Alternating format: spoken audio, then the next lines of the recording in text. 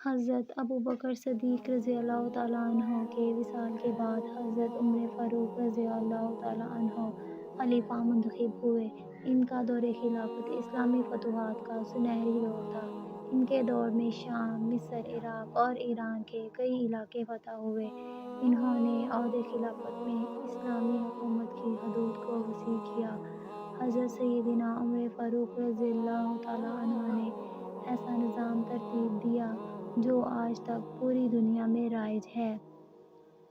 انہوں نے سن ہجری کا آغاز کیا، جیل کا تصور دیا، مؤذنوں کی تنخواہیں مقرر کیں، مسجدوں میں روشنی کا بندوبست کیا، پولیس کا محکمہ بنایا۔ دنیا میں پہلی بار دودھ پیتے بچوں، معذوروں، بیواؤں اور بے آسراؤں کے وظیفے مقرر کیے گئے، فوجی چھاؤنیاں بنوائیں اور فوج کا باقاعدہ محکمہ قائم کیا، اور بے انصافی کرنے والے ججوں کو سزا دینے کا سلسلہ بھی شروع کیا، اور دنیا میں پہلی بار بااختیار لوگوں کا احتساب بھی شروع کیا۔ حضرت عمر رضی اللہ تعالیٰ عنہ فرماتے تھے، جو حکمران عدل کرتے ہیں وہ راتوں کو بے خوف سوتے ہیں۔ ان کا فرمان تھا کہ قوم کا سردار قوم کا سچا خادم ہوتا ہے۔ ان کے دسترخوان پر کبھی 2 سالن نہیں رکھے گئے، وہ زمین پر سر کے نیچے اینٹ رکھ کر سو جاتے تھے۔ ان کے کرتے پر 14 پیوند تھے اور ان پیوندوں میں ایک سرخ چمڑے کا پیوند بھی تھا۔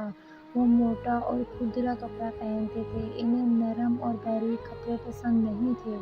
آپ رضی اللہ تعالیٰ عنہ جب کسی کو گورنر بناتے تھے تو اسے نصیحت فرماتے، کبھی ترکی گھوڑے پر سوار نہ ہونا، باریک لباس نہ پہننا، چھنا ہوا آٹا نہ کھانا، دربان نہ رکھنا اور کسی فریاتی کے آنے پر دروازہ بند نہ کرنا۔ لوگ اللہ تعالیٰ کے سامنے سجدہ کرتے ہیں۔ ان کا بنایا ہوا نظام دنیا کے 245 ممالک میں آج بھی کسی نہ کسی شکل میں موجود ہے۔